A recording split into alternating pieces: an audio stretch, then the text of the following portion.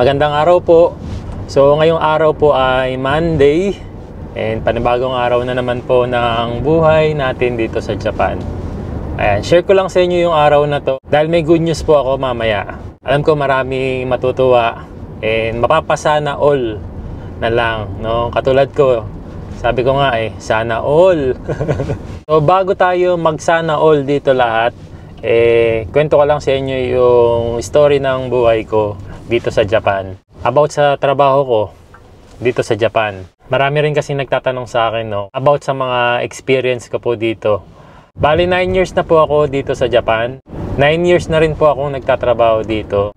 Marami na rin po ako naging experience. Kapag sinabi kasi nating Japan, sobrang gandang bansa, di ba? Pag sinabi nating Japan, pag sinabi nating nasa ibang bansa, iniisip agad natin, sobrang laki ng sweldo rito sa Japan, no? Pag sinabi nating Japan, ayan, isipin natin talaga na sobrang disiplinado ang mga tao dito. Kasi, maunlad yung bansa na to. Pero base sa 9 years experience ko po dito sa Japan, ayan, isa-isahin ko po sa inyo, no? Totoo naman po talaga na sobrang ganda talaga ng Japan. Nung bago-bago pa lang po ako dito, sobrang na-amaze talaga ako. Sobrang linis, sobrang bait ng mga tao, may disiplina. Unang-una yung mga simpleng bagay. May mga pagtawid po sa mga pedestrian lane. Ayan, sumusunod sila sa red light and green light. No, mapasasakyan po yan or mga tao. Kahit mga bisikleta po. Sumusunod po lahat talaga rito. Kaya sobrang disiplinado talaga. Kahit nga tayong mga foreigners na minsan may mga makukulit, no, matitigas ang ulo. Pero pag napunta po dito sa Japan, talagang mapapasunod ka talaga sa disiplinang meron sila. Aminado po ako minsan talaga nung nasa Pilipinas ako, tumatawid ako kahit hindi siya pedestrian lane. Pero pagdating ko dito, talagang ikaw na lang yung mahihiya na hindi sumunod dun sa kanilang mga rules and regulation. Katulad na nga po nung pagsimpleng pagtawid sa mga pedestrian lane. Pati na rin po yung mga pagtatapon ng basura sa tamang tapunan po. Ayan, mahihiya kang magtapon na lang ng mga balat ng candy, kung saan-saan. Tapos, pati yung pagtapon ng mga gum. Ito talaga mahihiya kang itapon basta-basta dyan sa kalsada. Kaya talagang hindi ka na magugulat na bakit malinis ang Japan. Kasi yung discipline talaga na meron yung mga tao dito, mapa-Japanese, kahit yung ilang sa mga foreigners, sumusunod na rin talaga. Although meron pa rin namang mga ilang Japanese at foreigner na medyo pasaway, pero majority talaga ay sumusunod talaga sa rules and regulation ng Japan. Ayan. Tungkol naman po dun sa mga naging work experience ko, marami na rin po talaga akong napasukan na trabaho dito. Mostly ng mga trabaho ko po talaga is factory. Ayan. Naging factory worker po ako sa 8 taon and iba-ibang factory ang napasukan ko. May factory ng pachinko, may factory ng mga sasakyan, and karamihan doon factory po ng sasakyan. Iba-ibang parts ng sasakyan, iba-ibang brand ng sasakyan. Ayan, katulad ng Toyota, Subaru, Honda. Siyempre, iba-iba rin po yung sweldoan noon. Nagsimula po sa 900 yen per hour. Tapos napunta po ako sa 1,000 yen per hour. Tapos naging 1,050 per hour. 1,100 per hour. Tapos napunta sa 1,200 per hour. And yung pinakahuli ko po ay yung 1,300 per hour. So depende sa panahon and depende po sa klase ng trabaho na papasukin nyo po dito sa Japan. Iba-iba pong klase ng trabaho ang napapasukan ng mga kapwa natin Pilipino po rin sa Japan. Yun nga po, may factory worker, may caregiver, may housekeeping. Meron din po tayong mga magagaling na teacher din po dito sa Japan. Sa school nila Yunachang, meron kaming nakilalang isang Pilipina na teacher po. Ayan. Yung magagaling na English teacher dito. Kaya pinagmamalaki natin yan, mga English teacher natin dito sa Japan. Sobrang dami nila. Ano pa ba yung mga naging trabaho ng kapwa natin Pilipino rito? Ayan, sa mga nanonood po dyan na dito nagtatrabaho, ano po ba yung mga naging experience nyo rito sa Japan na trabaho? And usually, magkano po ba ang swelduhan kapag ganun ang trabaho? Share natin para sa mga kababayan natin na nangangarap din na pumunta rin dito sa Japan and gusto rin magtrabaho. Baka may mga alam din kayong company na pwede nilang pasukan or applyan na legit company na pwede nilang applyan para naman makarating din sila rito sa Japan.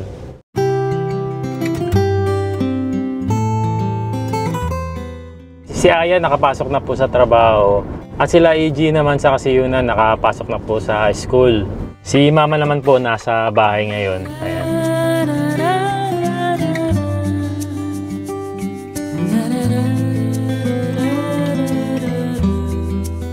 Sa ngayon naman po, nagkatrabaho ako ngayon sa isang real estate company po kung saan tumutulong po sa mga kababayan natin na gustong magkaroon ng bahay dito sa Japan.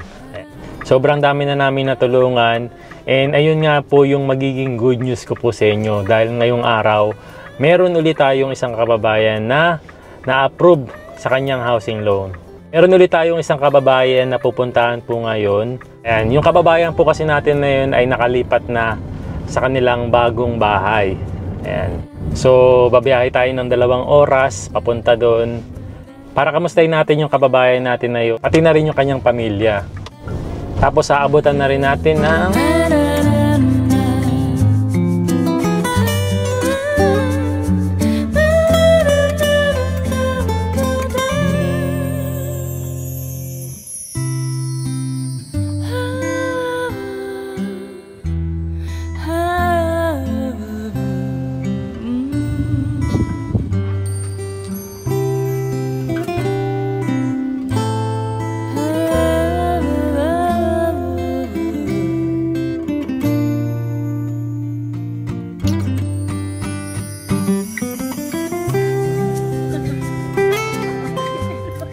So magandang araw po ulit sa inyong lahat. Ayan, nandito po kami ngayon sa Nasushiobarashi. Ayan, kasama natin ang ating kapwa Pilipino.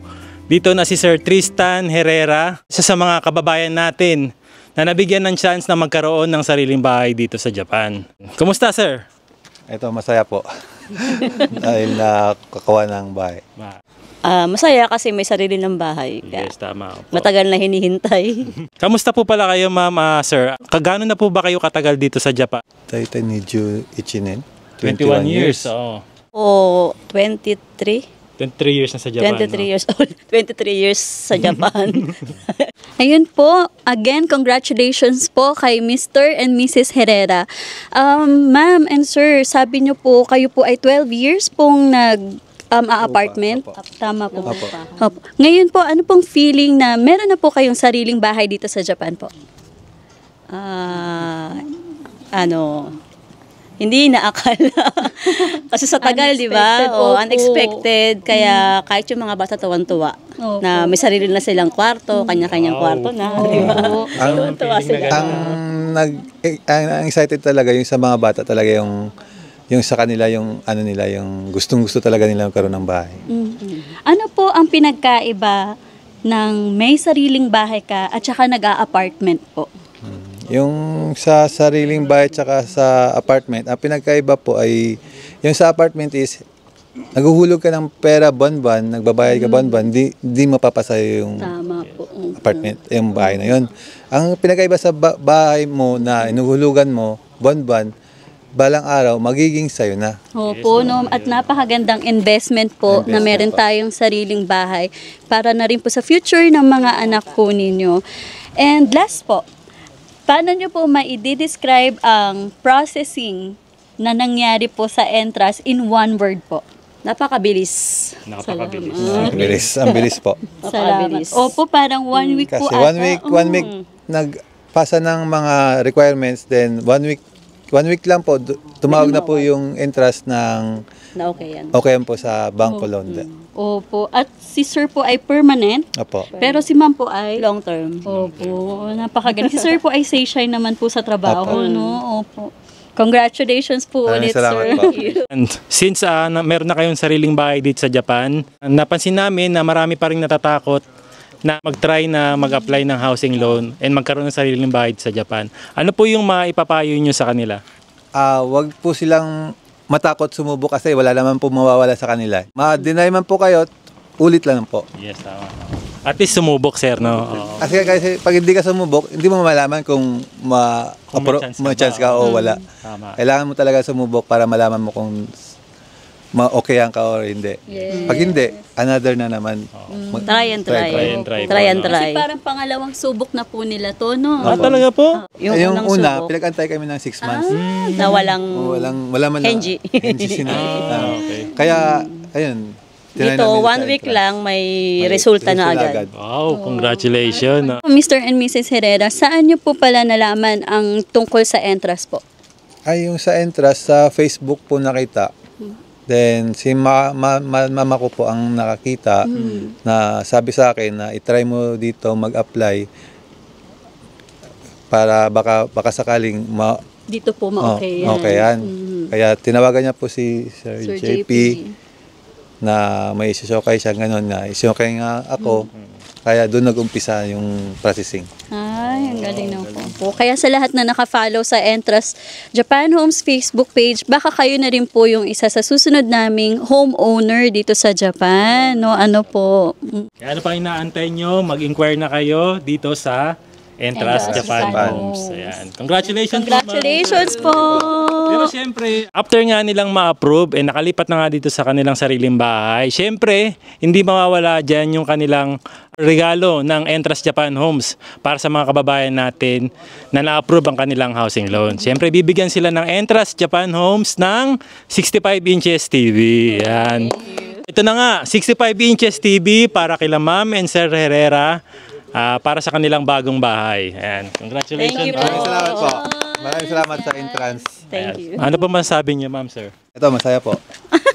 Yun lang. At saka, maraming salamat sa entrance kasi sila lahat nag-asikaso ng application. Yan, ganun nga. Kaya wala ka nang gagawin, mag-mail lang sila, kukuha ng mga ano sa City Hall, mga ganun, tapos na. Documents. Yung mga kailangan. Kailangan yan. Oo. Antay ka na lang. Napakadali, napakabilis. Kaya wag po kayong Thank you. matakot na magpasa ng mga documents, no?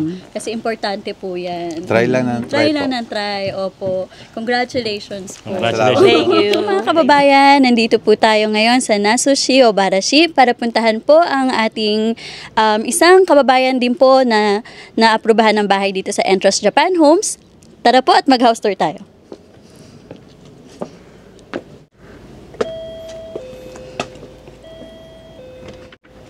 Hi, Hello, Ma'am. Ma'am Melanie.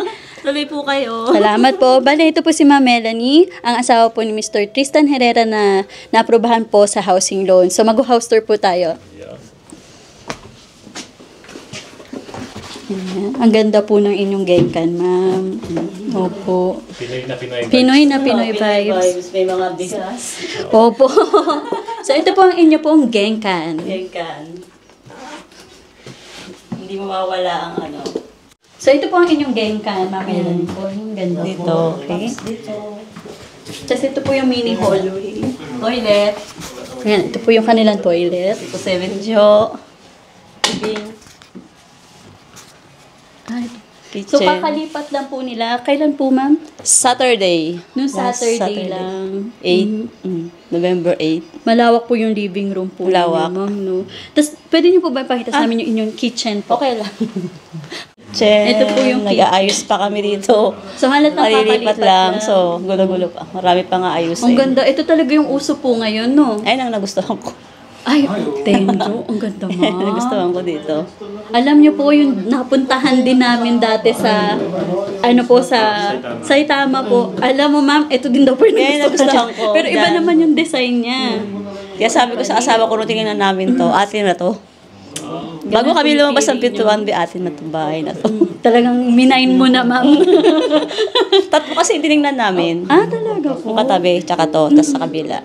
Pero Ito yung nagustuhan namin talaga. Bakit, Ma'am? Ito talaga. Pagpasok parang ano, parang iba. Welcoming. Mm. Parang ano talaga, no? Homey. Mm. Tapos ito, Ma'am, yung inyong Dining. dining. Kakalipat Kakalipat lang po kasi. Kaya medyo ano pa, magulo pa. Pero pag nagpaganda mo po, Ma'am, no? May mga idea ka na po. Meron naman na kung paano mo ayusin. Madali lang ayusin kasi maluwag na siya eh. Hindi katulad dati na hindi mo alam paano mo ayusin yung Kasi po ang gamit. apartment, hindi po Oo. pwedeng galawin Napakarami. talaga. So yung TV po ay dito natin ilalagay Dito. Nakahanda na siya. Nakahanda na siya. Waiting na siya. May televiday na. At tatlo po ang anak ni ma'am, no? Tatlo. Opo. Kaya talagang maganda na dito yung TV kasi buong pamilya. So ma'am, ito po, ano pong pintuan po ito? Ano to? Yung tatami na Ay, niya. Tata Mihea. Pwede po ba namin, excuse me po, nilagyan na kasi ng mga kababayan natin from Negros. Lipat pa kasi. Ito po. Ito po, sino? Bali dito yung kuya namin, yung panganay ko. Ah, Kasi yung gusto niya sa babae. Talaga. Opo, kasi 20 years old Oo, na gusto po niya sa siya, baba. no? Opo. Dito siya. Maganda nga po ito, ano? Opo. Ito dito po siya magka-kwarto. Dito siya. So yung tatami po, tinakpan nyo lang Tinakpan po ng lang carpet. namin ng carpet. Para hindi masira. Hindi Tama. maano. Ganun po pala yun.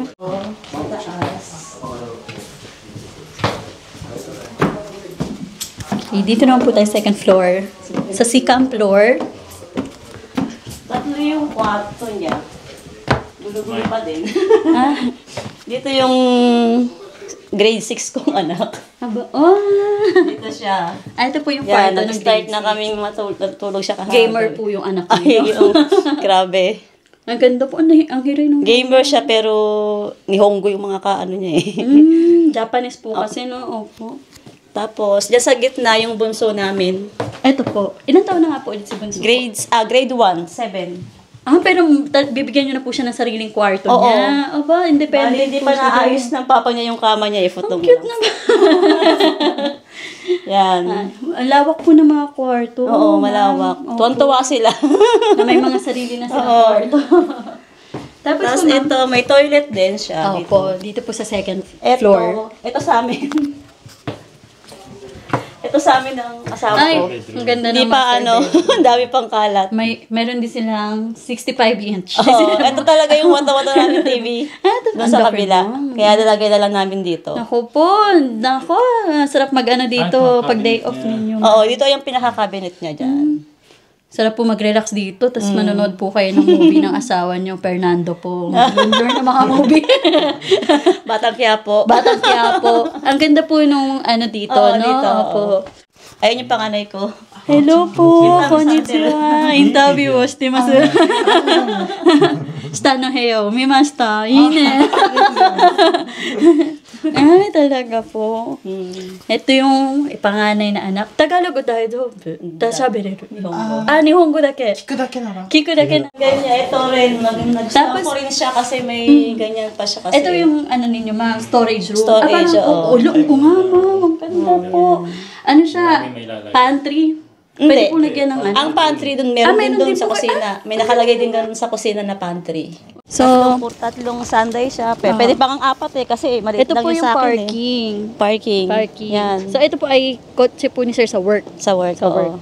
Tapos, ito po ma'am ito po yung kanilang parang pinaka-garden. Ang laki. Pwede mag-barbecue. Ay, oo. Pwede pa nga patayuan ng bahay to. Totoo, Pwede pa ma'am. itong patayuan ng bahay dyan. Lagyan oh. mo ng prehab. Yung prehab, ma'am, no? Ayan yung sasakyan ng anak ko. Ito yung sa 20 years old po. Bisikleta lang. Ng anak mo, ma'am. Ayan, maganda siya kasi yung lugar din niya. Ay, oo, tahimik. ma'am. Ang Ayan peaceful. lang yung school po. School. Ito lang. Ayan, tignan niyo Parang po. ito, tourist spot na agad to eh. Tourist pa to. Oo, ma'am. Ang ganda. Ito po yung school. Malapit Yan, lang siya sa school. school. Tapos ito, Nakalapit. ma'am, pwede nyo na pong i-customize. Malawak. Pwede, oo, pwede. Malawak po yung kanilang garden. Laki. Opo. Ma'am, maraming salamat po sa pag-invite sa amin sa Entrust Japan Homes dito po sa inyong napakagandang bahay, ma'am.